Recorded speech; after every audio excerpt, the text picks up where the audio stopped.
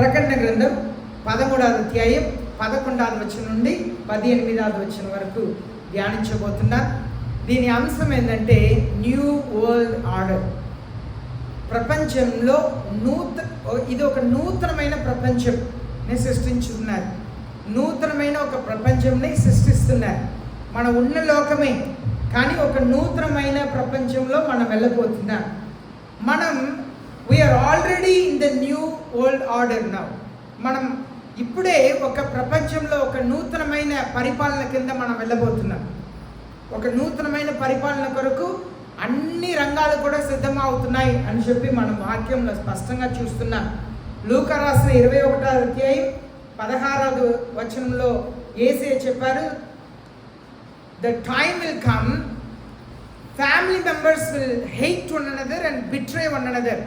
సొంత కుటుంబంలో ఉన్నవారే ఒకరిని ఒకరు ద్వేషిస్తారంట, ఒకరిని ఒకరు అప్పహిస్తారంట. లూకా రాసిన 21:16లో యేసయ్య చెప్పారు. అలాంటి కాలంలో మనం వస్తున్నాం. సరేనా? మనం ఉన్న కాలం ఏంటంటే సొంత కుటుంబస్తులు మనల్ని అప్పహిస్తారంట, హింసించబడుటకు అప్పహిస్తారంట. సొంత కుటుంబస్తులే మనల్ని ద్వేషిస్తారంట. ఈనాడు ఎన్ని కుటుంబాల్లో, మొన్న సహోదరి సాక్ష్యం చెప్పారు, వాళ్ళ కుమారుడు హాస్పిటల్లో ఉన్నప్పుడు సంఘం మాత్రమే వచ్చింది, బంధువులు రాలేదని చెప్పి. ఈనాడు ప్రేమ ఉండదు మనుషుల్లో. ఏదో కొందరి దగ్గర కొందరి మధ్యలో ప్రేమ ఉండిద్ది, కానీ చాలా వరకు మనుషుల్లో ప్రేమ లేదు. కలిసి కుటుంబంగా ముందుకు వెళ్ళట్లేదు.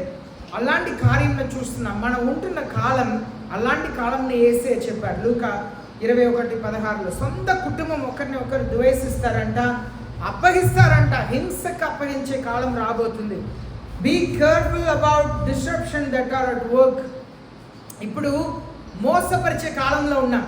మీరు యూట్యూబ్లో కానీ ఇలాంటివి చూస్తే మనకు కొన్ని టీవీస్లో కూడా రావచ్చు. నేను టీవీలో చూడలేదు, కానీ మ్యాజిక్ షోలు చేస్తుంటారు. కొన్ని టాలెంట్ షోస్ ఉన్నాయి. అక్కడ చూస్తే మంత్రాలు చేస్తుంటారు. కొన్ని వందల మంది కూర్చుంటారు. చాలా కెమెరాలు ఉంటాయి. కానీ ఒక బట్టలు తీసుకొని ఇలా అంటున్నారు, ఆ బట్టలు శరీరంలో వెళ్ళిపోతున్నాయి. ఆ టీవీలో ఒక అమ్మాయి డ్యాన్స్ చేస్తుంది. ఆ టీవీ పక్కన వెళ్ళి చేయి పట్టి లాగితే అమ్మాయి టీవీ నుండి బయట వచ్చేస్తుంది. నీటి మీద నడుస్తున్నారు. ఇలాంటిది షోలు మీరేమీ చూడలేదా? ఇలాంటి షోలు చూడలేదా? చాలా జరుగుతున్నాయి. చాలా అంటే చాలా జరుగుతున్నాయి. కళ్ళని నమ్మబుద్ధి కావట్లేదు. ఎలా చేస్తున్నారు ఇది? కొన్ని వందల మంది కూర్చుంటున్నారు. చాలా కెమెరాలు ఉన్నాయి, కానీ ఎవరు కనిపెట్టలేకపోతున్నారు. ఇదంతా కూడా సాతానుడు దీనికంటే భయంకరమైన మోసం చేసే కాలం వస్తుంది. ప్రజల్ని భయంకరంగా మోసం చేసే కాలం వస్తుంది. వాళ్ళు చేతిలో కొంచెం చేయి చూపిస్తే ఏమీ లేదు, కానీ చేతిలో ఇలా తీస్తే ఇసుక పడతానే ఉంది, వస్తానే ఉంది. ఎక్కడి నుండి వస్తుంది? ఇలా చుట్టూ కెమెరాలు ఉన్నాయి, కానీ ఎవరు కనిపెట్టలేకపోతున్నారు. దురాత్మలు అన్ని రీతిలో పనిచేస్తున్నాయి. ఈనాడు ఆశ్చర్యపడే రీతిగా మొన్న పోప్, అదే రోమన్ క్యాథలిక్ అంటారు కదా, రోమన్ క్యాథలిక్ నాయకుడు పోప్ అంటారు. ఆయన కారులో వెళ్తున్నారు. ఒక తల్లి ఆమె కుమారుడు మోహవాడు, మాట్లాడలేదు. ఆ పోపు దగ్గర పరిగెత్తుంది. సెక్యూరిటీ భయంకరంగా ఉంది. ఆ పోపు కూడా ఆమె రావటం చూసి కార్ని స్లో చేశారు. ఆయన కారులోనే కూర్చున్నారు. విండోని తీస్తే వెళ్ళి పోపు దగ్గర, నా కుమారుడికి మాట రాదు, ప్రార్థన చేయని అంటే ఆయన కారులో కూర్చొని ప్రార్థన చేశాడండి. అబ్బాయి మాట్లాడటం మొదలుపెట్టాడు. పోయిన వారం. ఈనాడు ఇదంతా కూడా సాతానుడు భయంకరంగా ప్రజల్ని మోసం చేయబోతున్నాడు. క్రైస్తవుల్ని మోసం చేయబోతున్నాడు. ఈ లోకంని మోసం చేయబోతున్నాడు. భయంకరమైన కాలంలో మనం ఉంటున్నాం. ఈనాడు చాలామంది సేవకుల్ని చూడండి, వాళ్ళు చర్చికి మిమ్మల్ని పిలుస్తారు, వాళ్ళు ప్రార్థన చేస్తారు, పాటలు పాడతారు, వాక్యం చెప్తారు, కానీ వాళ్ళు మిమ్మల్ని మాయమైన ఒక ఆత్మ ఆత్మీయ జీవితం నడిపిస్తారు. మాయమైన సంఘంలో మీరు ఉంటారు, మాయమైన ఆత్మీయ జీవితం జీవిస్తారు. అంటే మీరు ఇంట్లో సమాధానంగా ఉండరు, సంతోషంగా ఉండరు. మీరు చేస్తున్నది పరిశుద్ధ ఆత్మదేవుడు పాపమును మీకు బయలుపరిచినా కూడా మీరు ఒక మత్తులో బ్రతుకుతారు, అంటే నేను బాగానే ఉన్నాను, ఒక మాయలో బ్రతుకుతారు. ఈనాడు చాలా సంఘాలు అలా ఉంటున్నాయి. ప్రజలు తండోపదండగా వెళుతున్నారు, కానీ జీవితంలో మార్పు లేదు, కుటుంబం సరిలేదు, బైబిల్ ప్రకారముగా జీవించట్లేదు, దేవుని వాక్యములకు లోబడట్లేదు. ఈనాడు చాలామంది సేవకులను చూస్తే వాళ్ళు సేవ చేస్తుంటారు, రాజకీయంగా కూడా చేస్తుంటారు. అదే మనం ధ్యానించబోతున్నాం. రండి, ప్రకటన గ్రంథం 13వ అధ్యాయం 11వ వచనం. Then I saw another beast coming out of the earth, and he had 2 horns like a lamb, and he spoke as dragon.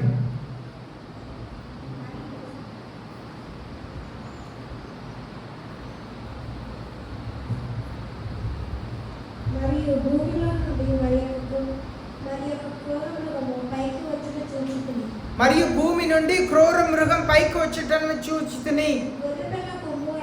గొర్రెపిల్ల కొమ్ము వంటి 2 కొమ్ములు దానికి ఉన్నది, అది ఘట సర్పం వలె మాట్లాడుచుండెను. ఇక్కడ చూడండి, ఒక మనం 13వ అధ్యాయం 1వ వచనంలో చూసినప్పుడు అక్కడ ఒక సముద్రం నుండి ఒక మృగం వచ్చిందని మనం చూస్తున్నాం.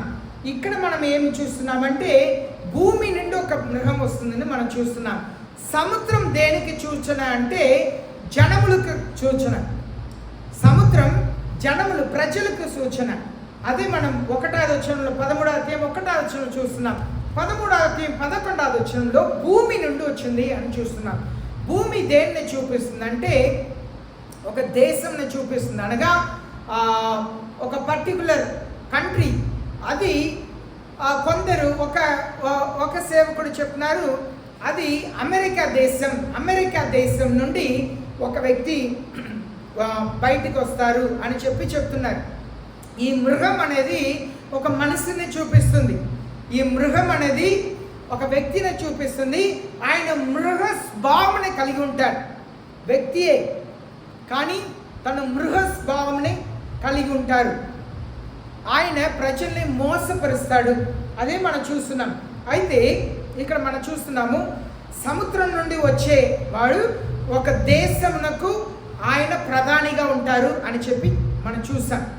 ఒక దేశమునకు యూరోప్ కాంటినెంట్లో, యూరోప్ దేశంలో ప్రధానిగా వచ్చేవాడే ఈ లోకంని పరిపాలించబోతున్నాడు అని చెప్పి మనం చూస్తాం. ఒక దేశంలో అధిపతి. కానీ ఇక్కడ భూమి నుండి ఒక మృగం వచ్చిందంట. అది దేన్ని చూపిస్తుందంటే ఇశ్రాయేల్ దేశంని చూపిస్తుంది. ఇశ్రాయేల్ దేశం నుండి ఒకడు వస్తాడు. ఆయన స్వభావం ఎలా ఉండిద్దంటే గొర్రెపిల్ల లాంటి స్వభావం ఉండిద్దంట. బైబిల్లో గొర్రెపిల్ల ఎవరికి స్వాధీనంగా ఉన్నారు? యేసయ్యకు స్వాధీనంగా ఉన్నారు. అనగా ఆయన ఒక రిలీజియస్ పర్సన్గా ఉంటారు. అనగా ఒక యూదుడిగా ఉంటాడు. ఆయన ఒక సమాజం, అనగా క్రైస్తవ సమాజం, యూదులు అందరూ కూడా ఆయన మాటనే పాటించే రీతిలో ఒక మంచి ఉన్నతమైన స్థానంలో ఉంటాడు. ఇప్పుడు గొర్రెపిట్ట స్వభావం కలిగి ఉంటారు, కానీ డ్రాగన్లా మాట్లాడతారంట. అనగా ఏమని ఎవరిలా మాట్లాడతారంట? ఘట సర్పం వల్లే మాట్లాడతారంట. నాడు చాలామంది సేవకులు మందిరంలో బాగానే ఉంటారు, కానీ ఇంట్లో బయట ఘట సర్పంలా మాట్లాడతారు. దేవుని మందిరంలో పాట బాగానే ఉండిద్ది, వాక్యం బాగానే ఉండిద్ది, ప్రార్థన బాగానే ఉండిద్ది, గొర్రెపిల్లలా కనిపిస్తారు. కానీ ఇంట్లో సమాజంలో ఘట సర్పంలా ప్రవర్తిస్తారు. ఈనాడు చాలా మందిని అలా చూస్తున్నాం. దేవుని మందిరంలో చూసినప్పుడు అబ్బా ఎంత మంచి సేవకుడో అని అనిపించింది. కానీ ఇంట్లో బయట సమాజంలో చూస్తే రాజకీయం చేస్తుంటారు. వాళ్ళు బయట మాట్లాడుతుంటే భయంకరమైన ఒక దాన్ని నడిపిస్తుంటారు. ఇక్కడ దేన్ని చూపిస్తుంటే ఇశ్రాయేల్ దేశం నుండి ఒక వ్యక్తి వస్తాడు, ఒక యూదుడు వస్తాడు. ఆయన ఎలా ఉంటాడంటే దేవుని సేవన చేస్తుంటాడు, కానీ అదే సమయంలో రాజకీయంలో ఉంటాడు. ఆయన ప్రజలందరినీ కూడా, దేవుని పిల్లలందరినీ కూడా మోసపరుస్తాడు. ఎలా మోసపరుస్తాడంటే మన దేవుడే అని చెప్పి వారిని తప్పు దారిలో నడిపిస్తారు. అదే మనం చూస్తున్న మత్తయి రాసిన 7వ అధ్యాయం 15వ వచనంలో, beware of the false prophets, they will look like lambs and inwardly they are ravenous wolves అని చెప్పి దేవుడు చెప్పారు. లోన ఘట సర్పం అంట, రెవెనస్ వూల్. ఊల్ అంటే ఊల్ఫ్ అంటే ఏమంటారు, తోడేళ్ళు. లోన చాలా ఆకలితో ఉంటున్న తోడేళ్ళలా ఉంటారంట. బయట ఎలా ఉంటారంట, గొర్రెపిల్లలా ఉంటారంట. బయట చర్మం ఏమో గొర్రెపిల్ల చర్మం, లోన ఏమో తోడేళ్ళు. అదే ఇక్కడ చూస్తున్నాం. ఈ 11వ వచనంలో మనం చూస్తున్నది, సేవకులు ఈనాడు చాలా మంది దేవుని పిల్లల్ని తప్పుదారులు నడిపిస్తున్నారు. చాలా మంది ఆశీర్వాదం గురించి వాక్యం చెప్తున్నారు, పాపముని గురించి, నువ్వు చేస్తున్నది పాపం అమ్మా, అది దేవుడు అంగీకరించరు అని చెప్పే సేవకులు లేరు. పాపమును తెలిసినా కూడా దాన్ని కప్పి పెట్టుకొని మనసుల్ని మెప్పు కొరకు ఈనాడు వాక్యం చెప్తున్న సేవకులు చాలా మంది ఉన్నారు. ఈనాడు చాలా మంది సంఘములో పాపముని గురించి గద్దించి మాట్లాడలేదు, పాపముని గురించి చెప్పట్లేదు, దేవుని ఆశీర్వాదం గురించి మాత్రం చెప్పి పంపిస్తున్నారు. కనుక వాళ్ళ ఇళ్లలో పాప జీవితంలో జీవిస్తున్నారు, దేవునికి విరోధమైన జీవితంలో జీవిస్తున్నారు. ఇంట్లో సమస్యలు, లోబడటం లేదు, భయంకరమైన దేవునికి విరోధమైన జీవితంలో జీవిస్తున్నారు. కానీ వాళ్ళు బైబిల్ని చదువుతున్న పరిశుద్ధాత్మ దేవునికి లోబడట్లేదు, ప్రార్థన చేస్తున్న పరిశుద్ధాత్మ దేవునికి లోబడట్లేదు. అలాంటి కార్యం చేసే ఒక వ్యక్తి వస్తాడంట.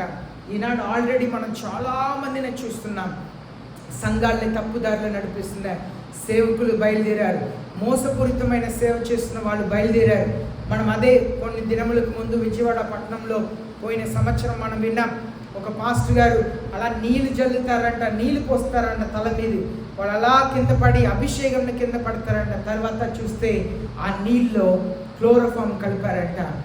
క్లోరోఫామ్ కలిపి తల మీద నీళ్లు పోయటం వలన వాళ్ళు కళ్ళు తిరిగి పడిపోతున్నారు, మత్తులో పడిపోతున్నారు. ఎంత అవమానం దేవునికి, దేవునికి ఎంత అవమానం.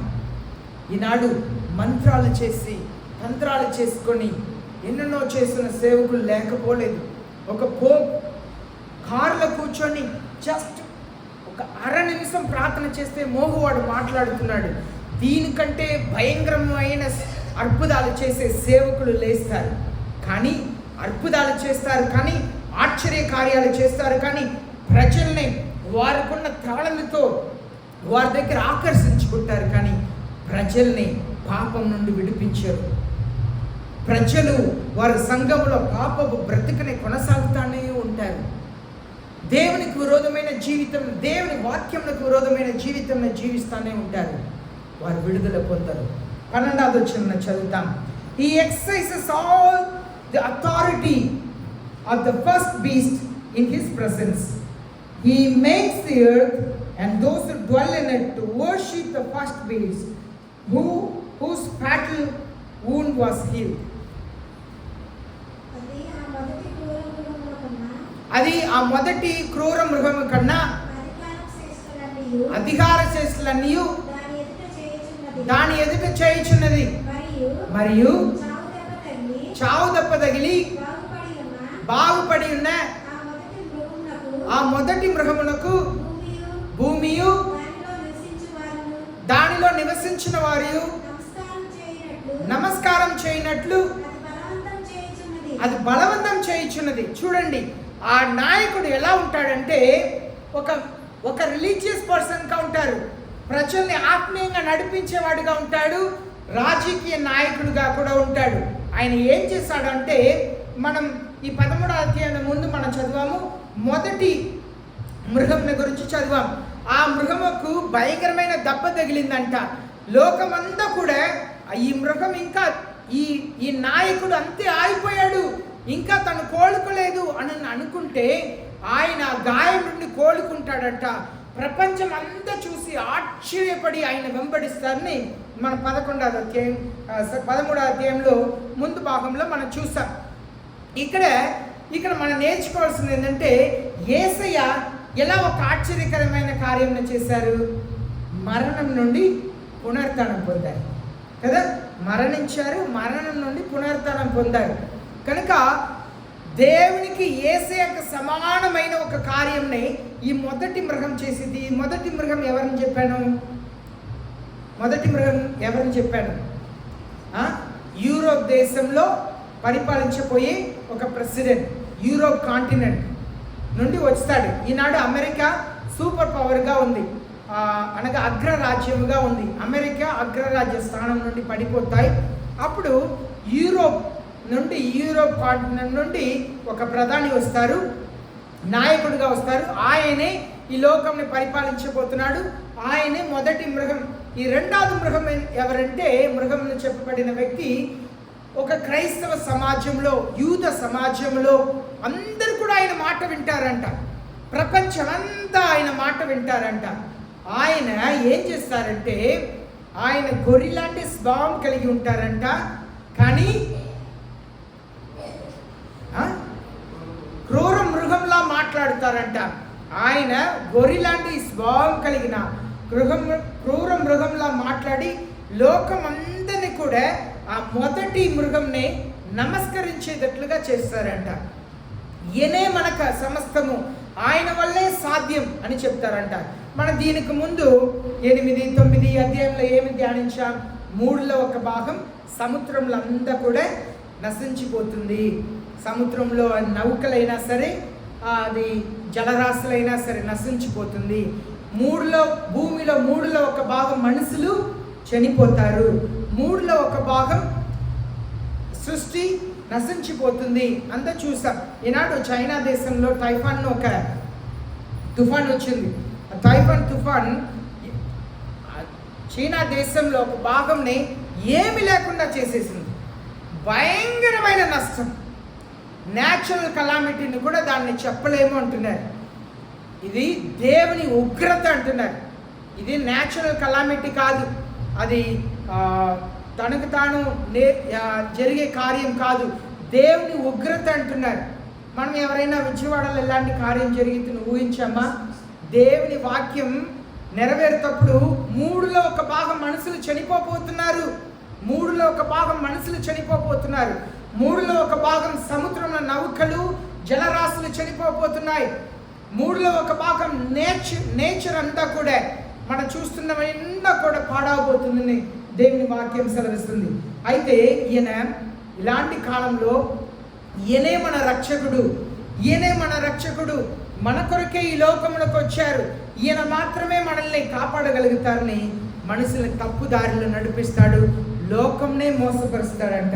అదే మన 2వ వచనంలో మనం చదువుతున్నాము, those who dwell in it to worship the beast.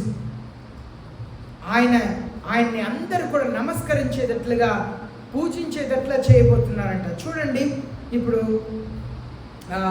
విగ్రహారాధన చేస్తున్నారు. విగ్రహారాధన చేసిన వారు ఆ విగ్రహంని నమ్ముతున్నారు, దేవుడిని నమ్ముతున్నారు కదా. ఏదైనా మొక్కుబాటు చేసుకుంటే, ఆ మొక్కుబాటు చేయకపోతే ఏదైనా జరిగిద్ది అని చెప్పి భయపడుతున్నారా? అవునా? కానీ వాళ్ళ కళ్ళెదురు కనిపిస్తున్నది ఏంటి? ఒక రాయిగా ఉండవచ్చు, ఒక ఫోటోగా ఉండవచ్చు, ఏదో ఒకటి ఉండవచ్చు, కానీ భయపడుతున్నారు.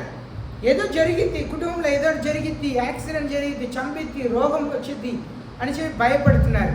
అలాంటి ఒక భయంని ప్రజల ఎదుట తీసుకొస్తారు. ఇప్పుడు 13వ వచనం చదువుదాం.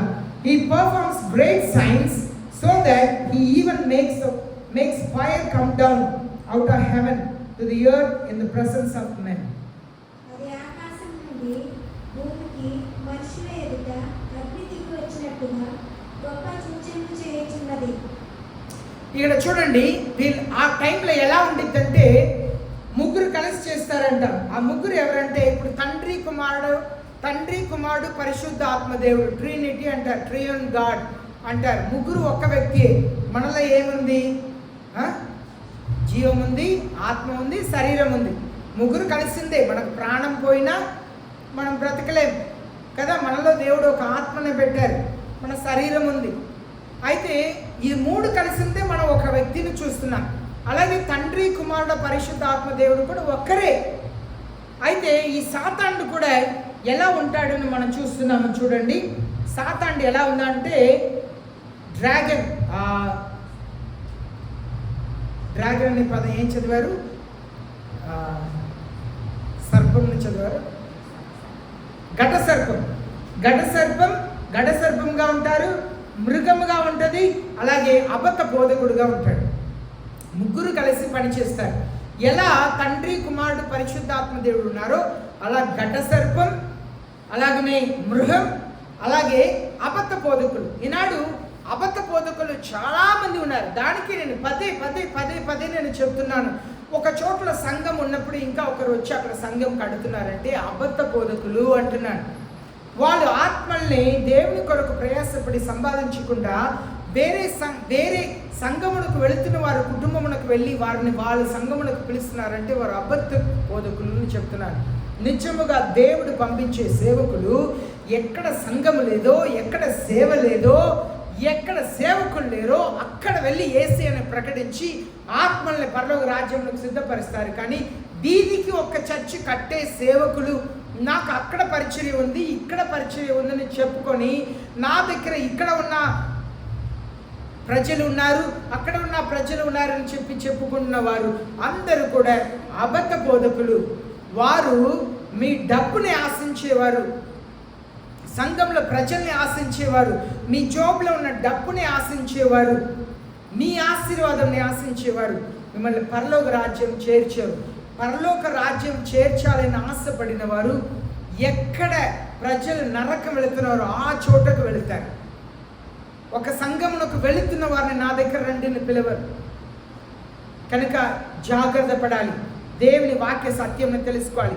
ఈ 13వ అధ్యాయంలో ఆయన ఎలా చేస్తారంట? గొప్ప మహోత్మైన కార్యం చేస్తారంట. 13వ వచనం మరలా ఒకసారి చదవండి. మరి ఆకాశం నుండి భూమికి మనుషుల ఎదుట అగ్ని దిగి వచ్చినట్లుగా గొప్ప సూచనలుగా చేస్తారంట, ఆశ్చర్య కార్యములు చేస్తారంట. మనం చూస్తున్నాము యోబు గ్రంథంలో సాతానుడు పైనుండి అగ్ని రప్పించారంట. పైనుండి అగ్నిని రప్పించి యోబు ఆస్తిని అంతా కూడా కాల్చివేసేసాడు సాతానుడు. అంత్య దినంలో కూడా ఆయన ఆకాశం నుండి అగ్నిని రప్పిస్తే ప్రజలందరూ కూడా ఈయనే దేవుడు, అమ్మో ఆకాశం నుండి ఆయన పిలిస్తే అగ్ని వస్తుంది అని చెప్పి ఆయన వెంబడించడం మొదలు పెడతారంట. భయంకరమైన ఆశ్చర్య కార్యములు చేస్తారంట. చూడండి, ఈ వారంలో ఆ పోపు కార్లో కూర్చొని 6 నిమిషాలు ప్రార్థన చేస్తే మోహవాడు మాట్లాడుతున్నాడు. ప్రపంచమే ఆశ్చర్యపడే రీతిగా ఈనాడు చాలా అలాంటి అద్భుత కార్యముల్ని ఈయన చేస్తాడంట. ఎవరు? రెండవది మృగం. ఈ మృగం ఎక్కడి నుండి వచ్చింది? భూమి నుండి. భూమిని అంటే ఇశ్రాయేల్ దేశం నుండి వస్తారు. ఆయన ఒక మతవాదిగా ఉంటారు. ప్రజలందరూ కూడా ఆయన మాట వినేటట్లుగాను రాజకీయంగా నాయకుడిగాను ఉంటాడని మనం చూస్తున్నాం. ప్రజలందరూ ఆశ్చర్యపడేటట్లుగా చేస్తాడంట. ఇప్పుడు 14వ వచనం చదువుదాం. And he deceives those who dwell on the earth because of the signs which it was given to perform in the presence of the beast, telling those who dwell on the earth to make an image to the beast who had the wound of the sword and has come to life. కత్తి దెబ్బతి నీవు బ్రతికిన ఈ క్రూర మృగములకు ప్రతిమను చేయవలనని అది భూనివాసులతో చెప్పుచు ఆ మృగము ఎదుట చేయుటకు ఇయ్యబడిన సూచనల వలన భూనివాసులను మోసపుచ్చుచున్నది. ఇక్కడ మనం చూస్తున్నాము ఈ 14వ వచనంలో మనం చూస్తున్నాము వీళ్ళు ప్రజలందరినీ కూడా ప్రజల ఎదుట అద్భుత కార్యములు చేస్తారంట. He deceives those who dwell on the earth because of the signs which it was given to perform in the presence of the beast. వీళ్ళు ఏం చేస్తారంటే అబద్ధ బోధకులు అద్భుతాలు చేస్తారంట. ఈనాడు టీవీ షోస్లో మనం చూస్తున్నాము అద్భుత కార్యములు చాలా మంది చేయటం మనం చూస్తున్నాం. ఇదంతా కూడా దేవుని పిల్లలు హెచ్చరిస్తున్నారు. దేవుడు మోసపోవద్దు. ఇంకా ముందు ఉన్న దినంలో మీరు వింటారు, కుంటి వాళ్ళు నడుస్తారు, రోగములు బాగవుతాయి, ఇలాంటి కార్యములు చాలా చేస్తారు. ఇది అంతా కూడా ప్రజల్ని తప్పుదారులు పట్టించుటకు సాతానుడు అబద్ధ బోధకులకు ఆ శక్తిని ఇస్తారంట. మనం ఇక్కడ చూస్తున్నాం, ఈనాడు చూస్తున్నాము రోబోట్ని చూస్తున్నారు. రోబోటే కాకుండా మీరు క్రికెట్ చూసే వాళ్ళుగా ఉంటే, మీరు పోయిన ఏప్రిల్ మేలో క్రికెట్ జరిగింది కదా, ఆ క్రికెట్ మ్యాచ్ అయిపోయిన తర్వాత ముగ్గురు నిలబడి మాట్లాడుతుంటారు. అక్కడ మీరు చూస్తే ఇద్దరు నిజమైన మనసులే ఉంటారు. మూడవది ఒక వ్యక్తి ఉంటారు. దాన్ని ఏమంటారో, దానికి ఏదో ఒక పేరు ఉన్నది, నాకు గుర్తు రావట్లేదు. మూడవది ఒక వ్యక్తి నిలబడి ఉంటారు. వీళ్ళిద్దరూ మాట్లాడుకుంటా, మైక్ పెట్టుకొని మాట్లాడుకుంటా ఆయనతో కూడా మాట్లాడుతుంటారు.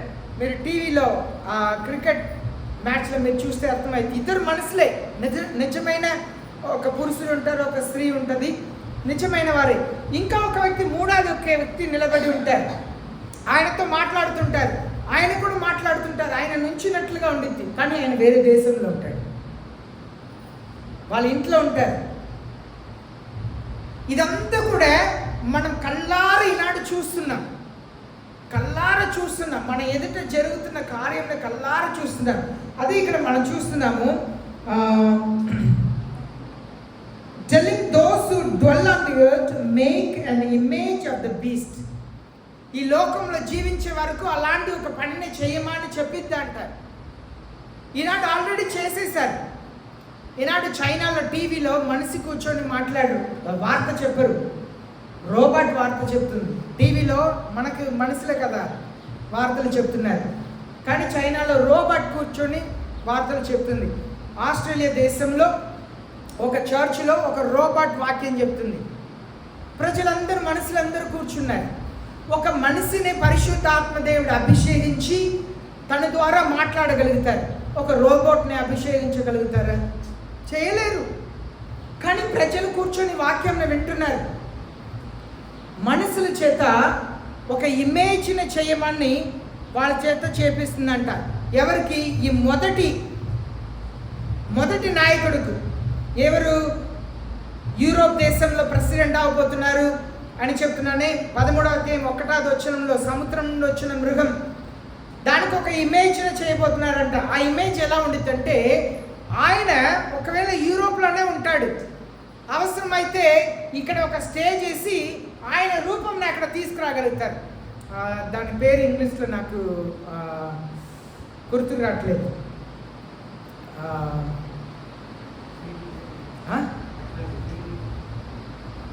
దానికి ఒక పేరు ఉంది. వాళ్ళు అక్కడే ఉంటారు, కానీ ఆయన ఇమేజ్ని ఇక్కడ తీసుకురాగలుగుతారు, ఆయన చూడగలుగుతారు, ఆయన మాట్లాడగలుగుతారు. అర్థమవుతుందా? దానికి నేను ఉదాహరణ చెప్తాను. మీరు పోయిన ఏప్రిల్ మేలో టీవీ చూసి ఉంటే నేను చెప్పేది మీకు అర్థమయ్యేది. లేకపోతే నేను మీకు వీలైతే నెక్స్ట్ టైం నేను మీకు స్క్రీన్లో చూపిస్తాను. కనుక ఇదంతా కూడా దేన్ని చూపిస్తుందంటే, ఆల్రెడీ అన్ని సిద్ధపరచబడ్డాయి. ఇంకా అంత్యక్రీస్తు ఎవరిని బయటపడాలి. అంత్యక్రీస్తు ఎవరు? ఇప్పుడు యూదా ఇస్కారియోతు ఉన్నాడు. యూదా ఇస్కారియోతులో సాతానుడు ఆయనలో ప్రవేశించిన తర్వాత యేసయ్యకు విరోధం అయిపోయాడు కదా. యేసయ్యని ఎలా అపహరించాడు యూదా ఇస్కారియోతు? ఎలా అపహరించాడు? ముద్దు పెట్టాడు కదా, వచ్చి కౌగలించి ముద్దు పెట్టి అపహరించాడు. అంత్యక్రీస్తు కూడా ఆయనలో ఆ దురాత్మ సాతానుడు యూదా ఇస్కారియోతులో ప్రవేశించినట్లుగా ఆయనలో ప్రవేశించిన యూదా ఇస్కారియోతు ఎలా ఉన్నాడు? సాతానులో ప్రవేశించడంతో వచ్చి కౌగలించి స్నేహితుల్లా చెలికాడా అన్నారు యేసయ్య. ఈనాడు అంత్యదినంలో సాతానుడు కూడా ఆ మనసులో ప్రవేశించిన తర్వాత ఆయన స్నేహితులాగే ఉండగలుగుతాడు. దానికి యేసయ్య ఎన్ని సంవత్సరాలు పరిచయం చేశారు? 3.5 సంవత్సరాలు. ఆయన కూడా సాతానుడికి 7 సంవత్సరాలని దేవుడు ఇస్తున్నారు. ఆ 7 సంవత్సరంలో 3.5 సంవత్సరాలు ఆయన కూడా ఇలాంటి పనే చేస్తాడు. యెరూషలేములో దేవాలయంని కడతాడు. ఇలాంటి మంచి పనులు చేస్తుంటాడు. ప్రజలకు సహాయం చేస్తుంటాడు. కరువులో ఉన్న ప్రజలకు సహాయం చేస్తుంటాడు. ఆదరణకరమైన మాటలు చెప్తాడు. 7 సంవత్సరాలు ఎక్కడ యుద్ధం లేకుండా చేస్తాడు. దాన్ని 7 years పీస్ ట్రీటీ అంటారు. 7 సంవత్సరాలు ఏ దేశము కూడా యుద్ధం లేకుండా చేస్తాడంట. మంచిగానే కనిపిస్తాడు. యేసయ్య ఎలాగూ 3.5 సంవత్సరాలు సేవ చేశారో అలాగే ఆయన కూడా 3.5 సంవత్సరాలు సేవను చేస్తారంట. ఇప్పుడు చదువుదాం, 15వ వచనం చదువుదాం. And it was given to him to give breath to the life of the beast, so that the image of the beast would even speak, and cause as many as do not worship the image of the beast to be killed. మరియు ఆ మృగము యొక్క ప్రతిమ మాట్లాడునట్లును ఆ మృగము యొక్క ప్రతిమకు నమస్కారం చేయని వారిని హతము చేయనట్లును ఆ మృగము యొక్క ప్రతిమకు ప్రాణమిచ్చుటకై దానికి అధికారం ఇవ్వబడును. చూడండి, ఈనాడు రోబోట్ ఉంది. ఒక రోబోట్ పేరు సోఫియా అని పేరు. ఆ రోబోట్కి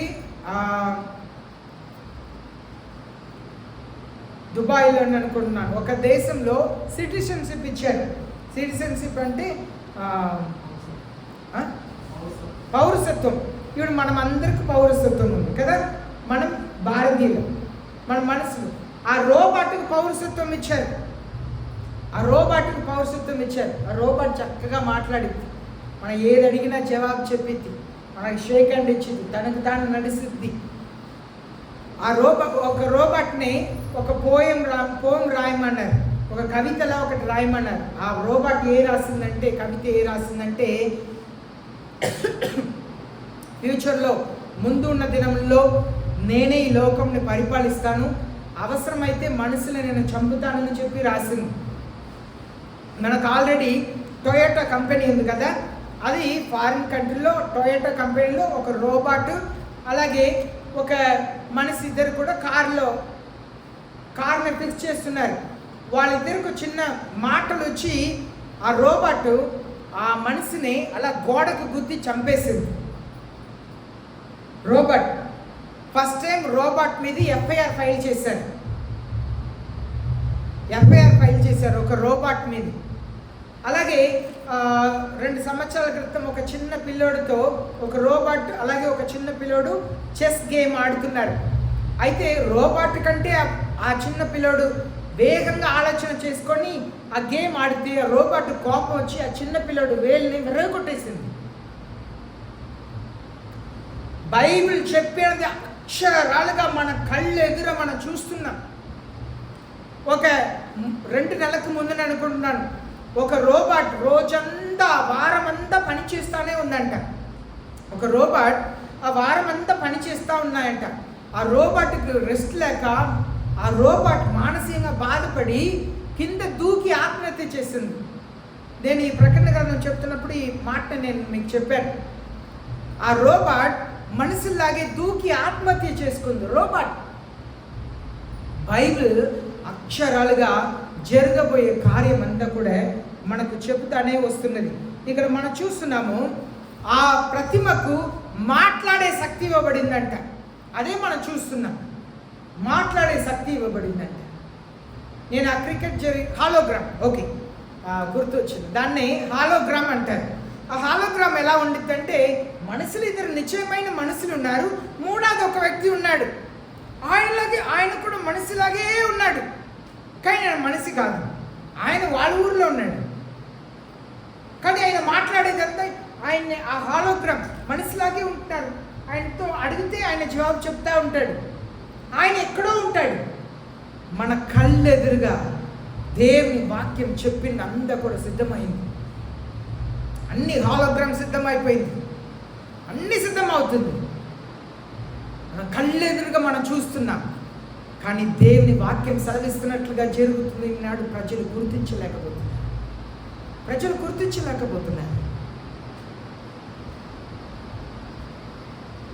16వ వచనంని మనం చదువుదాం. ఇక్కడ 15వ వచనంలో మనం కొన్ని విషయాలను నేర్చుకోవాల్సింది ఉన్నది.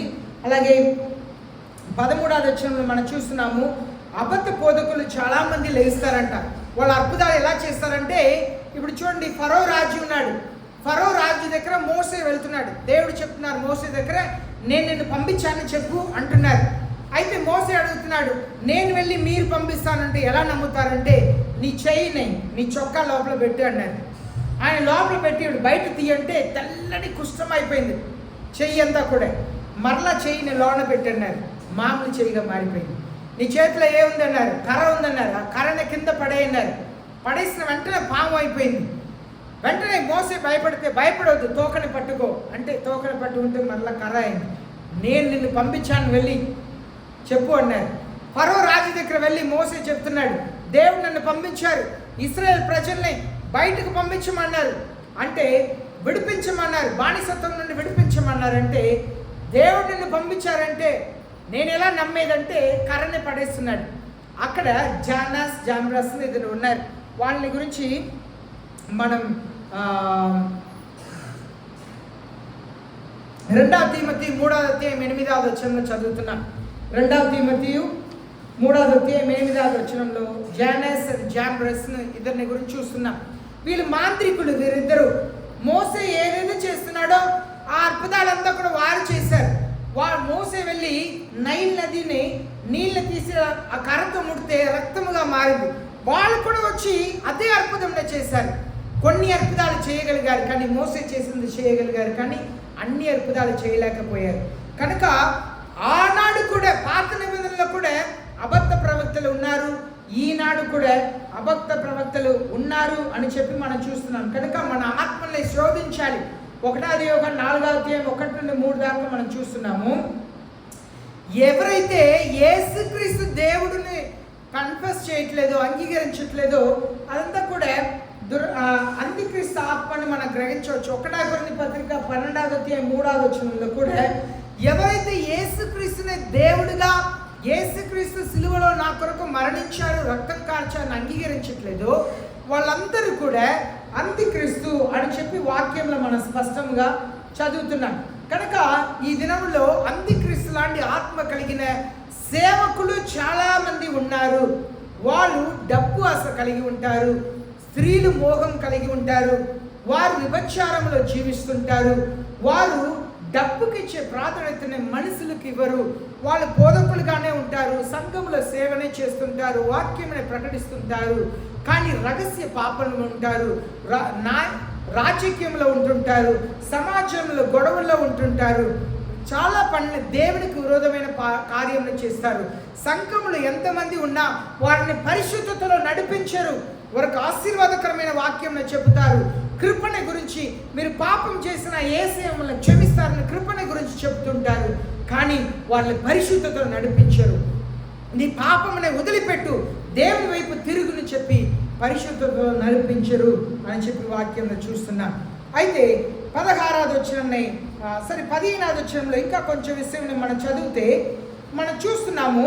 దానియేలు గ్రంథం 11వ అధ్యాయంలో మనం చూస్తున్నాము. దానియేలు గ్రంథం 11వ అధ్యాయంలో వచ్చే తర్వాత వచ్చిన రాజుల గురించి 36వ వచనం నుండి 45వ వచనం వరకు మనం చూస్తున్నాం. ఇక్కడ ఏం జరిగిందంటే, అలెగ్జాండర్ రాజు గారు ఉన్నారు. అలెగ్జాండర్ తర్వాత అలెగ్జాండర్ ఈ లోకంనే పరిపాలన చేశారు. ఆయన 11-17 సంవత్సరాల లోపల ఈ ప్రపంచం అన్నింటినీ కూడా చేతిలో తీసుకొచ్చారు. అయితే అలెగ్జాండర్ తర్వాత 4 రాజులు వచ్చారు. ఆ 4 రాజుల్లో చాలా తీవ్రముగా, క్రూరముగా ఉంటున్న ఇద్దరు రాజుల గురించి మనం చూస్తున్నాం. ఒకరేమో అలెగ్జాండర్ గ్రీక్ రాజుగా ఉన్నాడు. అలెగ్జాండర్ తర్వాత రోమా దేశం ఈ లోకంని పరిపాలించారు. రోమా దేశం శక్తివంతమైన దేశముగా ఉంది. అలెగ్జాండర్ దగ్గర నుండి నలుగురు దేశముగా చీలిన దాంట్లో 2 సిరియా దేశం, ఈజిప్ట్ దేశం, ఐగుప్తు దేశం. ఇది దానియేలు గ్రంథం 11వ అధ్యాయం 31వ వచనంలో చూస్తున్నాం. సిరియా దేశం అలాగే ఐగుప్తు దేశం కూడా శక్తివంతమైన దేశములుగా మారింది. దీంట్లో సిరియా రాజు ఒకరు ఉన్నారు. ఆయన పేరు ఆయన పేరు యాంటియోకస్ ఎపిఫెనస్. యాంటియోకస్ ఎపిఫెనస్ అనే రాజు ఏం చేశారంటే యెరూషలేం దేవాలయం లోపల వచ్చి ఒక పందిని బలి ఇచ్చి అక్కడ ఆయన పూజిస్తున్న దేవుడి విగ్రహంని, జూపిటర్ అనబడిన ఒక దేవుని విగ్రహంని అక్కడ పెట్టాడు. ఇదంతా కూడా దానియేలు గ్రంథం 11వ అధ్యాయంలో ఉంది. ఇదే కార్యం మరలా జరిగిద్ది అని చెప్పి దేవుని వాక్యం సెలవిస్తుంది. దానియేలు 11:32లో యాంటియోకస్ ఎపిఫెనస్ గురించి రాయబడి ఉన్నది. ఆయన ఎలా చేశాడో అలాగే యెరూషలేం దేవాలయంలో పరిశుద్ధ స్థలములో ఒక పందిని వధిస్తారు, అక్కడ విగ్రహంని నిలబెడతారని మనం చూస్తున్నాం. అదే మనం ఈ 13వ అధ్యాయం 15వ వచనంలో చూస్తున్నాం. అయితే ఇక్కడ మనం చూస్తున్న కార్యం ఏంటంటే, మనం చూస్తున్నాము దానియేలు గ్రంథం 11వ అధ్యాయంలో అక్కడ ఆ రాజుగారు ఒక విగ్రహం ఏర్పాటు చేశారు. 60 అడుగులు ఎత్తుగలిగిన ఒక విగ్రహం చేసి దాన్ని ప్రజలందరూ కూడా నమస్కరించాలి, నమస్కరించకపోతే వారిని చంపుతామని చెప్పారు. అప్పుడు హననీయ, మిజయేల్, అజర్యా వాళ్ళ ముగ్గురు కూడా మీరు మమ్మల్ని చంపినా మేమైతే ఈ విగ్రహం రొక్కము అని చెప్పి నిలబడ్డారు. అప్పుడు అగ్ని గుండం ఉంది, చాలా భయంకరంగా అగ్ని మండుతుంది. ఆ అగ్ని గుండంలో 7 రెట్లు మంటను పెంచమన్నారు రాజు. వాళ్ళకి మరలా ఒక అవకాశం ఇచ్చారు. మరలా మ్యూజిక్ వాయిద్యాలంతా వాయిస్తారు. అప్పుడు మీరు ఈ విగ్రహం మొక్కాలి, మొక్కని పక్షంన, నమస్కరించని పక్షంన మిమ్మల్ని అగ్నిగుండంలో పడేస్తామని చెప్పి రాజుగారు కోపముతో 7 రెట్లు అగ్నిగుండంని పెంచమన్నారు. అయితే వాళ్ళ ముగ్గురు హననీయ, మిజయేల్, అజర్యా వాళ్ళు మేము రొక్కము, మేము నమస్కరించమనటం వల్ల అగ్నిగుండంలో పడేస్తారంట. అగ్నిగుండమునకు దేవుడే దిగి వచ్చారు. వారిలో ఆ మంట అగ్ని వాసన కూడా లేకుండా వారిని సజీవంగా బయట తీసుకొచ్చారు దేవుడు. ఇదంతా మన చరిత్రలో జరిగింది. ఈ అంత్య దినంలో కూడా ఈ విగ్రహం ఎలా ఉండబోతుందంటే, ఆ విగ్రహం ఆనాడు చేసిన విగ్రహం మాట్లాడదు, సైనికులు తీసుకెళ్ళి అగ్నిగుండంలో పడేశారు. కానీ ఇప్పుడు మనుషులు, సాతానుడు మనుషుల ద్వారా చేస్తున్న విగ్రహం ఎలా ఉండిందంటే, ఆ విగ్రహమే స్వయంగా మాట్లాడింది, ఆ విగ్రహమే అవసరమైతే చంపింది, ఆ విగ్రహమే మనుషులు చంపింది. అదే ఇక్కడ మనం చూస్తున్నాం, మాట్లాడుటకు అధికారం ఇవ్వబడిందంట, అందరు కూడా నమస్కరించేటట్లుగా చేస్తుందంట, అవసరమైతే చంపిద్ది. 15వ వచనంలో cause as many as do not worship the image of the beast to be killed. ఆ విగ్రహం నన్ను నమస్కరించకపోతే వాడిని చంపిద్దంట, మనుషుల్ని చంపిద్దంట. అలాంటి ఒక కార్యం జరగబోతుంది. దానికే మనం చూస్తున్నాం, రోబోట్స్ని చేస్తున్నారు, అన్ని మన కళ్ళెదురుగా జరుగుతున్నది. రోబోట్స్ని గురించి చెప్తుంటారు కదా, అసీమా టెక్నాలజీ అంటారు. అసీమా టెక్నాలజీ ఎలా అంటే, బయట అంతా కూడా లోన మిషనే కానీ బయట అంతా కూడా సిలికాన్ అనబడిన వస్తువుల చేత చర్మంలాగే ఉండిద్ది, చూస్తే చర్మంలాగే ఉండిద్ది, ముట్టుకుంటే చర్మంలాగే ఉండిద్ది, కానీ లోన్ అంతా కూడా మిషన్. అసీమా టెక్నాలజీ అంటారు. సిలికాన్తో శరీరం అంతా సిలికాన్తో చేసి ఉంటుంది, అసలు ముట్టుకుంటే మెత్తగానే ఉండిద్ది, కానీ లోన మనకి ఎలా ఎముక ఉంటుందో అలా లోన మిషన్ ఉంటుంది, అంతా ఇనుముతో చేసి ఉంటుంది, కానీ బయట శరీరం అంతా ముట్టుకుంటే మనుషుల్లాగే ఉండిద్ది. సిలికాన్తో చేయబడిన రోబోట్స్ని మనం చూస్తున్నాం. అలాగే మనం చూస్తున్నాము బయోటిక్ మ్యాన్ అంటే మన తెలుగులో కృత్రిమ మనిషి.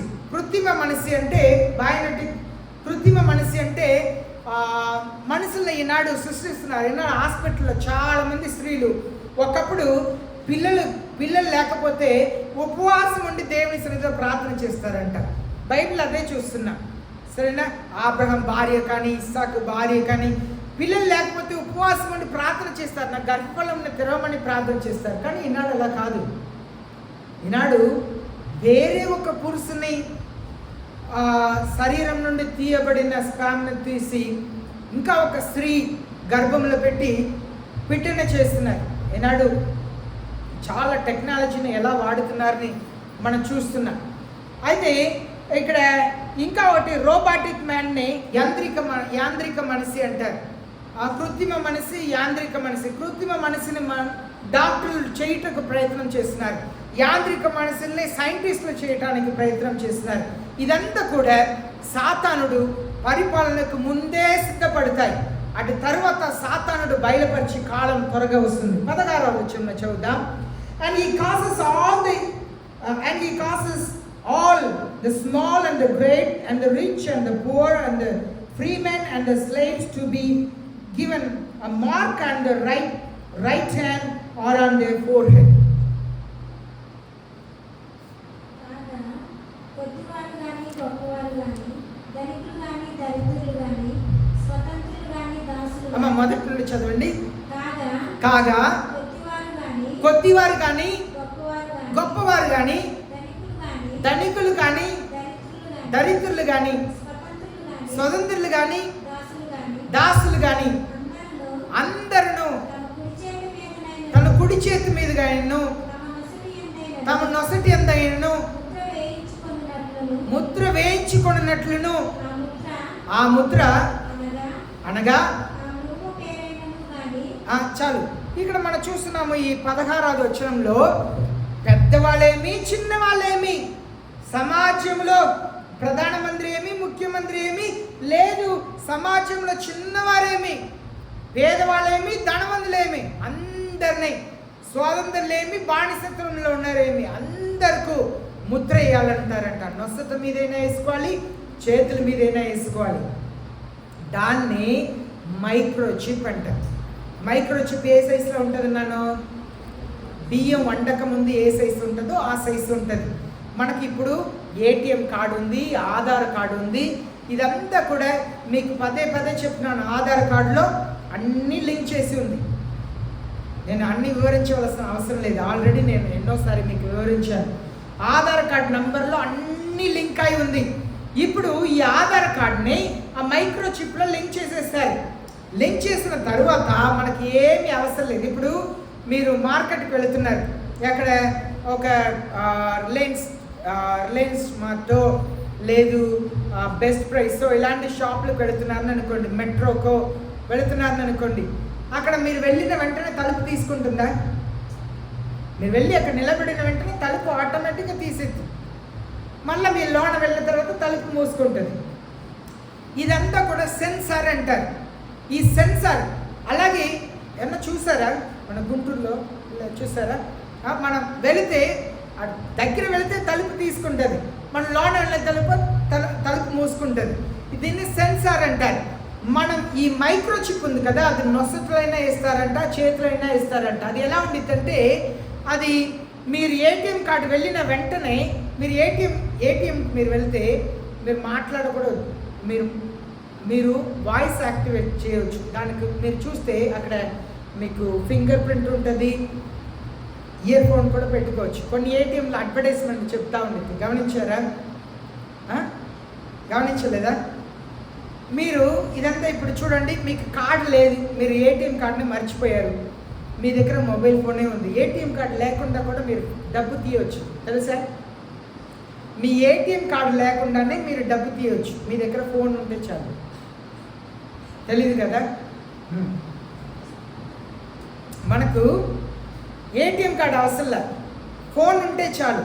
మన ఫోన్లో సెట్ చేసుకొని ఏటీఎంలో ఆ నెంబర్ కొడితే డబ్బు వచ్చేసేది. ఏటీఎం కార్డు ఉండాలని అవసరం లేదు. ఇదంతా కూడా దీనికంటే మించిన సెన్సారే మైక్రోచిప్. ఈ మైక్రోచిప్ మనం ఏటీఎంకి వెళ్ళిన వెంటనే వెల్కమ్ ప్రణీత అనేది మనం వెంటనే మనకి ఏం కావాలో సెట్ చేసి ఆ మైక్రోచిప్ని చూపిస్తే చాలు. పాస్వర్డ్ ఏమీ గుర్తుపెట్టే అవసరం లేదు. ఇప్పుడు మనకు ఈమెయిల్కి పాస్వర్డ్ కావాలి, ఫేస్బుక్ పాస్వర్డ్ కావాలి, ట్విట్టర్ పాస్వర్డ్ కావాలి, దీనికి నేను చాలా పాస్వర్డ్లు పెట్టుకున్నాను. ఇదంతా అవసరం లేదు. ఆ మైక్రోచిప్ ఒక్కటి ఉంటే చాలు. ఒక వ్యక్తి అమెరికా దేశంలో ఈనాడు తలుపు అంతా కూడా మనకు వీడియో తలుపులు పెట్టవచ్చు.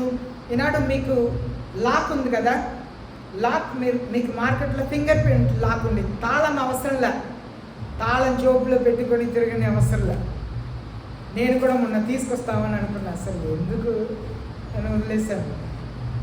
ఫింగర్ ప్రింట్ పెడితే తాళం ఓపెన్ అవుతుంది. ఒకసారి మీరు కంప్యూటర్లో కనెక్ట్ చేసుకుంటే మీకు తాళం అవసరం లేదు. ఫింగర్ ప్రింట్ పెడితే ఓపెన్ అయిపోయింది, తాళం వచ్చింది, ఇంటి లోపల వెళ్ళిపోవచ్చు. మరలా మీకు డోర్ ఉంది కదా, ఈ డోర్ అంతా కూడా తలుపు తెరుచుకో అంటే వాయిస్ యాక్టివేషన్ అంటారు, వాయిస్ యాక్టివేషన్ అంటారు. అలాగే మీ కళ్ళ ఐరిస్ని యాక్టివేట్ చేస్తుంది. ఇప్పుడు నా ఫోన్ ఉంది అనుకోండి, పాస్వర్డ్ అవసరంలా, నా మొహం ఎంత పెడితే అది ఎంత చీకటి అయినా నా కళ్ళని చూస్తే ఓపెన్ అవుతుంది, నా కళ్ళు చూస్తే ఓపెన్ అవుతుంది. ఇదంతా కూడా సెన్సర్తో పనిచేస్తుంది. ఆశ్చర్యంగా అనిపించింది. మీరు ఏం చేసినా పనిచేయండి, నా కళ్ళు చూపిస్తే ఓపెన్ అయిపోయింది. అంటే ఇదంతా కూడా సెన్సార్ అంటారు. ఇదంతా కూడా మనుషులకు పెడతారు. మన దగ్గర ఉన్నదంతా కూడా ఈనాడు మనకు ప్రతి విషయానికి ఓటీపీ రావాలి కదా. ఇదంతా కూడా మైక్రోచిప్ పెట్టిన తర్వాత ఓటీపీ అవసరం లేదు, పాస్వర్డ్ అవసరం లేదు. మన ఇన్ఫర్మేషన్ అంతా కూడా చిన్న దాంట్లో ఉండిద్ది. మన నొసట ద్వారా అది రీఛార్జ్ అవుతూ ఉండిద్ది, మన చేతిలో ఉంటే రీఛార్జ్ అవుతూ ఉండిద్ది. ఈనాడు ఆత్మీయంగా ఆలోచన చేస్తే కొందరు నొసట్లో పెట్టుకుంటారు, కొందరు చేతిలో పెట్టుకుంటారు. కొందరు ఆత్మీయ జీవితం, కొందరు ధైర్యంగా యేసయ్య నాకు వద్దని చెప్తారు. కొందరు క్రైస్తవులు చేతిలో వేసుకుంటే ఎలా కనబడదో, నొసట్లో వేసుకున్నా కూడా మామూలుగా కనబడదు. ఆత్మీయంగా ఎలా ఉంటారంటే చర్చికి వస్తారు, దేవుని పిల్లలు క్రైస్తవులను చెబుతారు, కానీ దేవుని వాక్యములకు లోబడరు. దేవుని వాక్యములకు అక్షరాలుగా లోబడాలి. ప్రతి ఒక్క వాక్యమునకు ప్రతి ఒక్క క్రైస్తవుడు లోబడవలసిందే. ఒకవేళ ఈ వాక్యమునకు అర్థం ఇది కాదని చెప్పుకొని లోబడకపోతే వాళ్ళందరూ కూడా అంత్యక్రీస్తు ఆత్మ కలిగిన వారిని దేవుని వాక్యం స్పష్టంగా తెలియపరుస్తుంది. కనుక అలాంటి ఒక కాలం వస్తుంది. మనల్ని పరిపాలన చేయుటకు అందరికీ కూడా మైక్రోచిప్ పెట్టబోతున్నారు. అన్నాడు చాలామంది క్రైస్తవులు నేను పెట్టుకొను అనే వరకు ఏమి ఉండదు. ఇప్పుడు 17వ వచనం చదువుదాం. And he provides that no one will be able to buy or sell except the one who has the mark, either the name of the beast or the number of his name. ఆ ముద్ర అనగా ఆ మృగము పేరైనను దాని పేరిట సంఖ్య అయినను గలవాడు తప్ప క్రయవిక్రయములు చేయుటకు మరి ఎవరికి అధికారం లేకున్నట్లును అది వారిని బలవంతం చేయుచున్నది. ఇక్కడ చూడండి, అందరినీ బలవంతం చేస్తారంట. ఏం చేస్తారండి? బలవంతం చేస్తారంట. ఏపించుకోవాల్సిందే, బలవంతం చేస్తారంట. ఇప్పుడు ఆధార్ కార్డు మిమ్మల్ని తీసుకోమని చెప్పి బలవంతం చేస్తారు ఎవరైనా? ఏమన్నా బలవంతం చేస్తారండి? కాకపోతే బ్యాంక్కి వెళ్తే ఆధార్ కార్డు అడుగుతున్నారు, స్కూల్కి వెళ్తే అడుగుతున్నారు. కానీ దీనికి బలవంతం చేస్తారంట. ఏపించుకోవాల్సిందే, అది లేకుండా కొనలేమంట, తినలేమంట. ఆకలేసింది, హోటల్కి వెళ్తున్నారు. మీరు నమ్ముతారా? ముందు ఉన్న దినంలో ఆధార్ కార్డు ఉంటేనే హోటల్లో అన్నం పెడతారంటే నమ్ముతారా? అంటే ముందు ఉన్న దినంలో ఆధార్ కార్డు చూపిస్తేనే అన్నం పెడతారంటే నమ్ముతారా? మీరు డబ్బు ఇచ్చి తినాలి, ఫ్రీగా ఏం కాదు. డబ్బు ఇచ్చి హోటల్లో అన్నం తినాలన్నా కూడా ఆధార్ కార్డు చూపిస్తేనే అన్నం పెడతారంటే నమ్ముతారా? నమ్మలేము కదా. అదే జరగబోతుంది. మీ దగ్గర డబ్బు ఉంటుంది. ఇప్పుడు మనం చెప్తున్నాము డాక్టర్ దగ్గర ఎన్ని లక్షలైనా పర్లేదండి,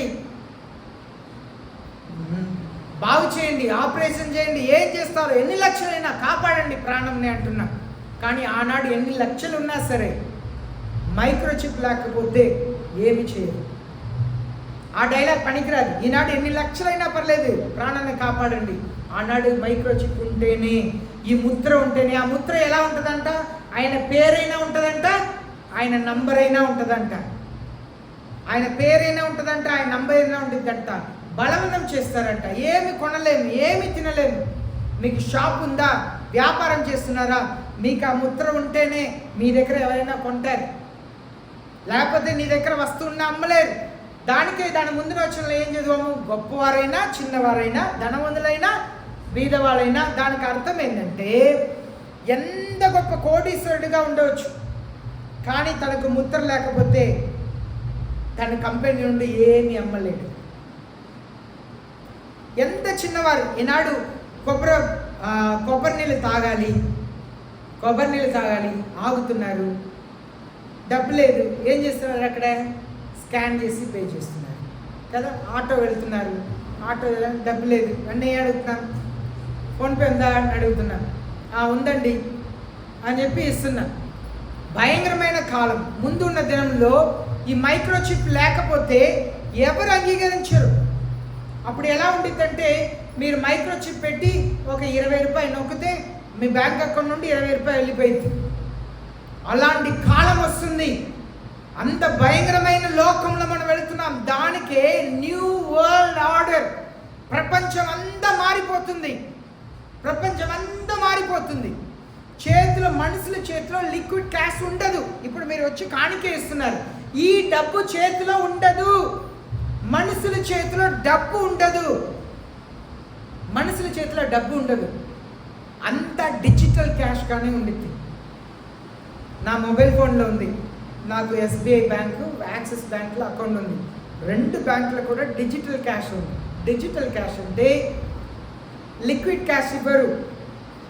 డబ్బు చూపించింది, దాంతో కొనవచ్చు, ఏదైనా తినవచ్చు, అన్నీ చేయవచ్చు. కానీ డబ్బు మాత్రమే చూపించింది.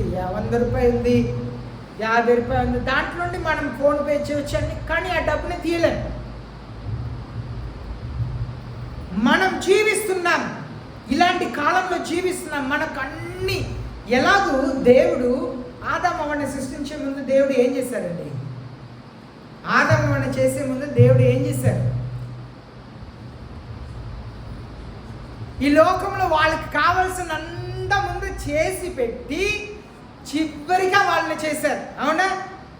ముందే వాళ్ళని చేసి కొంచెం కూర్చోండి, నేను చెట్లను సృష్టిస్తాను, ఫలాలు ఇచ్చేసేస్తున్న చేయలేదు కదా. అన్ని వాళ్ళకి కావాల్సిందా చేసి పెట్టిన తర్వాతనే మనిషిని చేశారు. సాతానుడు కూడా ఈ లోకంలో ఆయన పరిపాలించుటకు ఆయనకు అవసరమైనది అన్ని చేసి పెట్టి ఆయన ఈ లోకంని పరిపాలించబోతున్నాడు. అన్నీ సిద్ధమైంది. మీరు నమ్మినా నమ్మకపోయినా మీరు వింటున్నవి అంతా కూడా వాస్తవం, సత్యం. అది దేవుని వాక్యం చెప్పిందే ఇప్పుడు అంతా కూడా జరుగుతుంది. ఈనాడు AI టెక్నాలజీ అంటారు. మీరు అడ్వర్టైజ్మెంట్ చూస్తే ఒక వ్యక్తి 5 గంటలు కూర్చొని కంప్యూటర్ లెక్క పెట్టేదాన్ని AI టెక్నాలజీ వాడితే ఏదో కొన్ని నిమిషాల్లో ఆ లెక్కలంతా చేసేయచ్చు అంట. ఆర్టిఫిషియల్ ఇంటెలిజెన్స్ అంటారు. మీకు ఫేస్బుక్ ఉందని అనుకోండి, ఆ ఫేస్బుక్లో మీరు లేడీస్ చెప్పల్ అని చెప్పి మీరు చెప్పులు వెతకండి. లేకపోతే ఒక గ్రీన్ కలర్ చీర కావాలని వెతకండి. మిగిలిన 20 రోజులు గ్రీన్ చీరలే చూపించింది, రకరకాలు చూపించింది. మీరు ఒక ఆడ మనుషుల చెప్పుల్ని వెతకండి, ఫేస్బుక్లో వెతకండి. ఒక 20-30 రోజులు ఎన్ని రకాల చెప్పులు ఉన్నాయో అన్ని చూపించింది. ఏదేదో కంపెనీ చూపిస్తారు. ఇదంతా ఆర్టిఫిషియల్ ఇంటెలిజెన్స్. మీ ఆశ ఏంటి? మీరు ఒక వీడియోని చూడండి, ఆ వీడియోని చూస్తే మళ్ళీ ఒక 2 వారాలు ఆ వీడియోకి సంబంధమైనది వస్తానే ఉండిద్ది. నేను ఫ్యామిలీ గురించి ఎక్కువ చదువుతూ ఉంటా, భార్య భర్త గురించి చదువుతూ ఉంటా. పోయిన వారం నాకు ఎలా అనిపించింది అంటే, ఎన్ని చదివి ఏం ప్రయోజనం. చాలా నోట్స్లు ఉన్నాయి, ఇన్ని నోట్స్లు ఉన్నాయి నా దగ్గర. భార్య భర్తల గురించి, కుటుంబం గురించి ఇన్ని నోట్స్లు ఉన్నాయి. పోయిన వారం ఇంత చదివి ఏం ప్రయోజనం అని చెప్పి అన్నిటినీ నేను అన్ఫాలో చేసేసాను, అన్ఫ్రెండ్ చేసి అన్నిటినీ బయట వచ్చేసాను. ఈరోజు పొద్దున కూడా నా మొబైల్ ఓపెన్ చేస్తే నేను బయట వచ్చేసిన అదే చూపిస్తుంది, అదే చూపిస్తుంది. ఎలా ఉండిద్దంటే, మీరు దేవునికి ఇష్టమైన పాప సంబంధమైన ఏదైనా మీరు చూసినా కూడా నాకు వద్దు అని చెప్పి మీరు బయటకు వచ్చినా కూడా అది మిమ్మల్ని వదిలిపెట్టదు. నిజం. కాబట్టి చర్చ అయిపోయిన తర్వాత నా మొబైల్ని తీసి మీకు ఓపెన్ చేసి చూపిస్తాను. నేను దేని నుండి బయట వచ్చానో, ఏ ఫేస్బుక్ ఛానల్ నుండి నేను బయట వచ్చాను. నేను బయట వచ్చేసి అన్నిట్లో బయట వచ్చేసాను. కానీ అది నన్ను వదిలిపెట్టట్లా, నా ఫేస్బుక్ను వదిలిపెట్టట్లా. అన్నీ అవే వస్తున్నాయి, నేను లేను దాంట్లో, ఫ్రెండ్గా లేను, నేను ఫాలో అవట్లా, వదిలిపెట్టట్లా. అంది దినంలో నువ్వు వదిలిపెట్టాలని అనుకున్నా కూడా పాపం నిన్ను వదిలిపెట్టదు. మనం భయంకరమైన కాలంలో ఉంటున్నాం. చివరి వచనం నేను చదివి ముగిస్తాను. 18వ వచనం.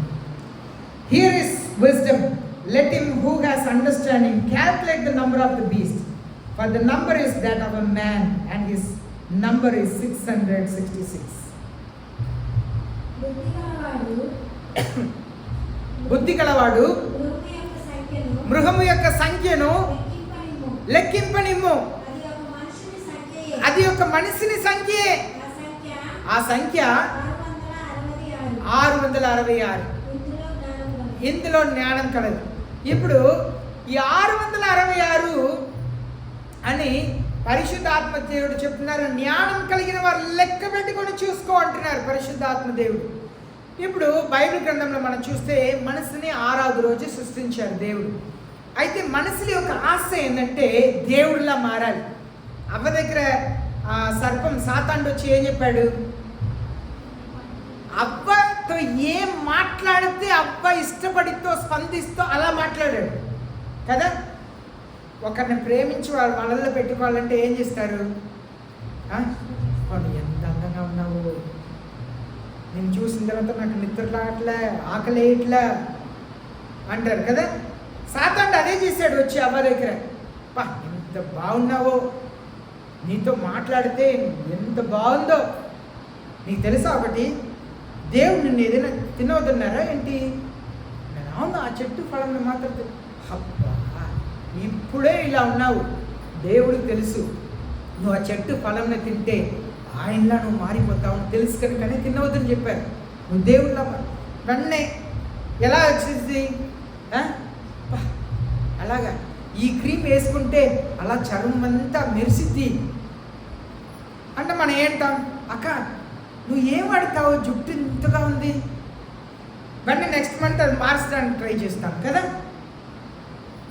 అవ్వ అదే సాతానుడు అదే చేశాడు. మనిషికి నేను దేవుడు అవ్వాలని ఆశ. సాతానుడు కూడా దేవుడు దానికే త్రోసివేశాడు. మనం పోయిన వారం ధ్యానించాం కదా ఎజెకియెల్ నుండి. నన్ను కూడా పూజించాలి, నేను దేవుడు అవ్వాలని ఆశపడ్డాడు. అదే మనుషుల్లో చేశాడు. ఈనాడు ఎంతమంది మనుషులు నేను దేవుని మాటని చెప్తున్నాను ఎంతమంది ఉన్నారండి.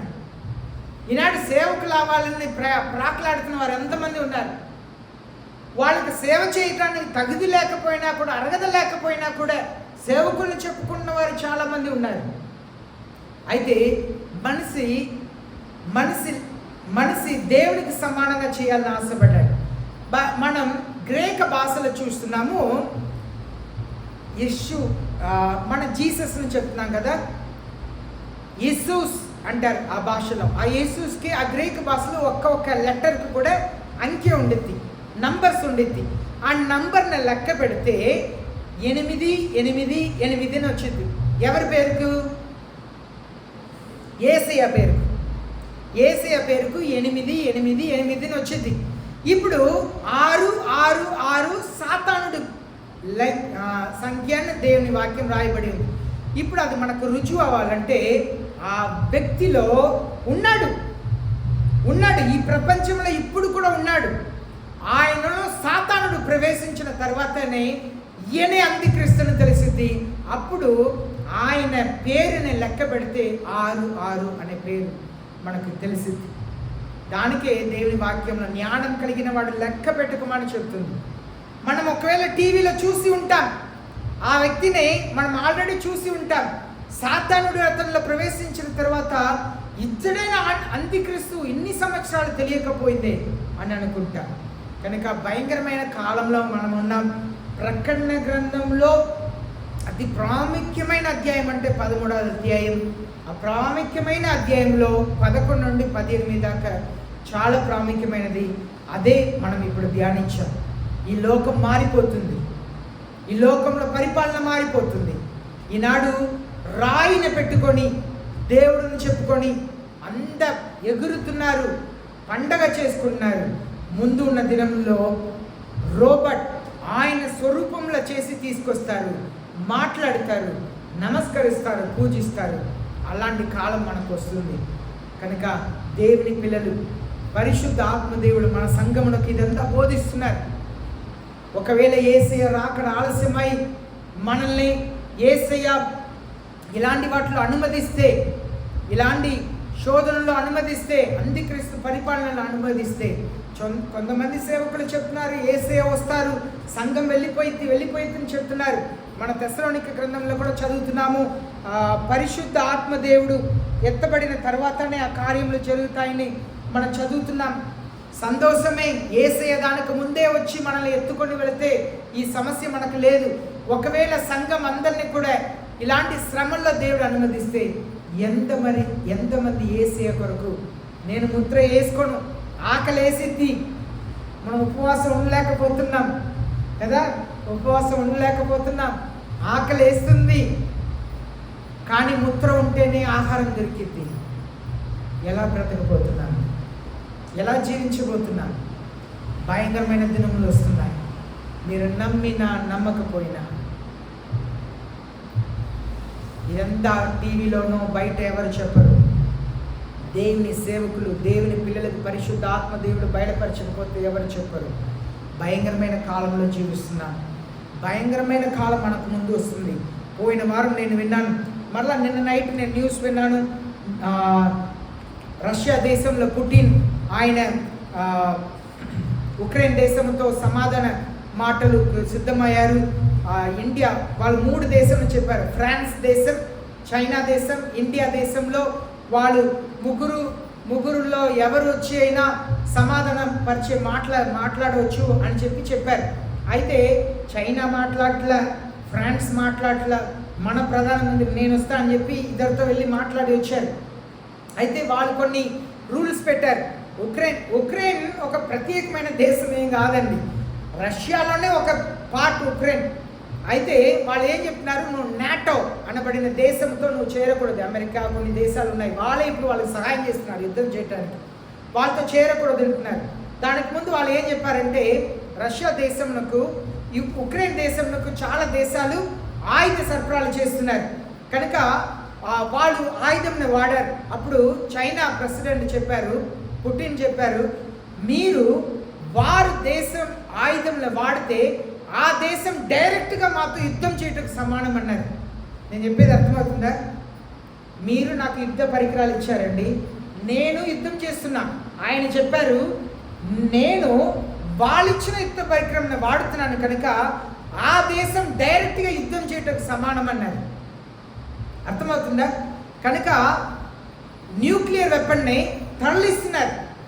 భద్రంగా పెట్టిన న్యూక్లియర్ వెపన్స్ అంతా కూడా బయటకు తీసుకురావటం మొదలుపెట్టారు.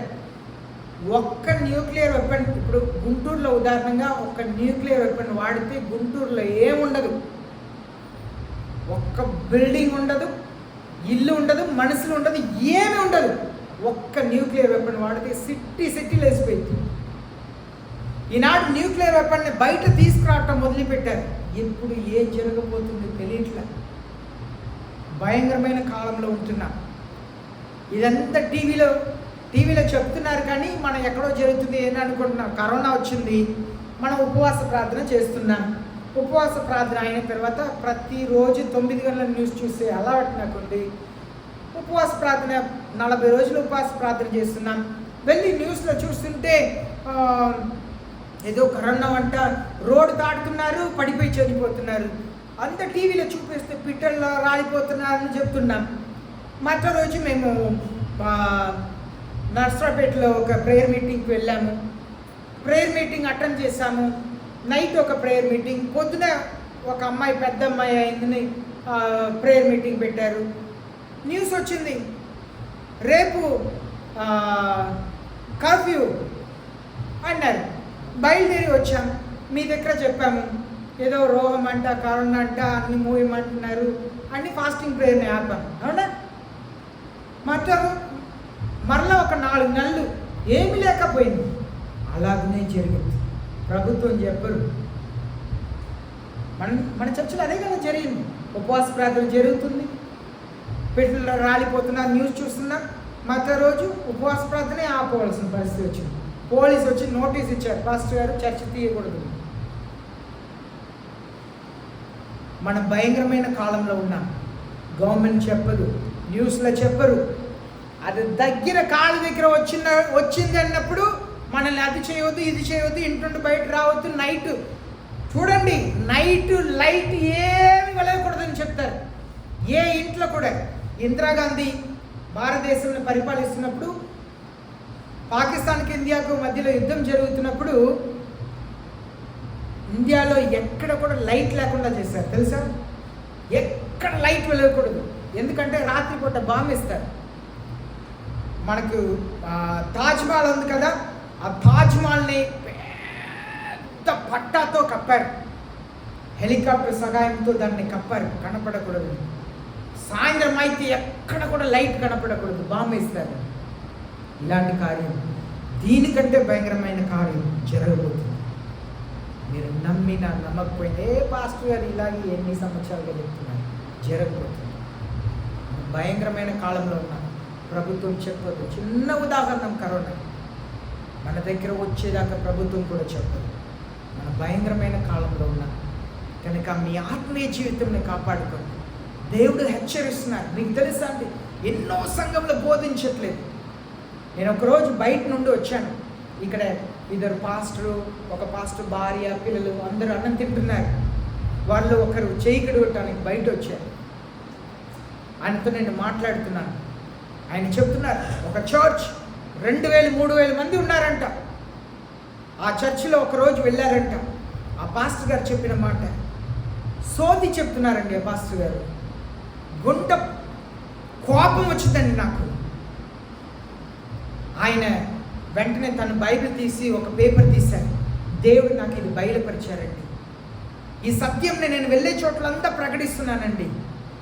2000, 3000 మంది కూర్చున్నా కూడా పాస్టర్ గారు కథలు చెప్తున్నారు, జోకులు చెప్తున్నారు. మిమ్మల్ని దేవుడు దీవిస్తారు, మీ అప్పులు తీరిపోతాయి, మీ రోగాలు బాగుపడతాయి, మీ పిల్లలకు ఉద్యోగం ఇస్తారని ఏదేదో చెప్పి మనసులో సంతోషపెట్టి బయట పంపిస్తున్నారు.